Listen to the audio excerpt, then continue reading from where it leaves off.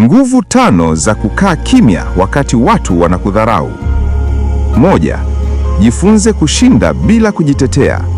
Sio kila anayekushambulia anastahili jibu, wengine wanastahili ukimya. Watu wengi wanapoteza nguvu wakijaribu kujieleza kwa kila mtu, lakini nguvu ya kweli huonekana pale unapochagua kuto kujibu. 2. Ukimya hulinda heshima yako. Maneno mengi hupunguza uzito wako. Ukimya huongeza thamani yako. Unapojibu kila dharau, unashuka hadi kiwango cha aliyekuchokoza. Lakini ukikaa kimya, unajenga mipaka yako isiyoonekana. 3. Usiwape watu nguvu ya hisia zako. Mtu anayekukasirisha anakudhibiti. Hasira yako ni silaha wanayotumia dhidi yako.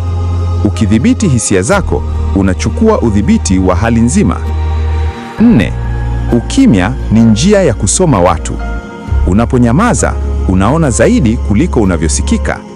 Wakati wengine wanazungumza, wewe unapata nafasi ya kuelewa nia zao, na hapo ndipo unapopata faida ya akili.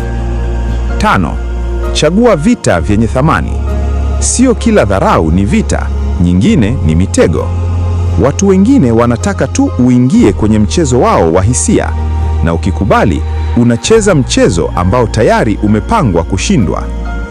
Ukimya sio udhaifu, ni nguvu ambayo wengi hawawezi kuimudu. Wakati wengine wanapiga kelele kujitetea, wenye akili wanakaa kimya na kuendelea mbele. Ni lini uliwahi kukaa kimya mahali pa kujibu na ukaona ulikuwa uamuzi sahihi? Acha comment na jidhibiti kama umeelewa nguvu ya ukimya.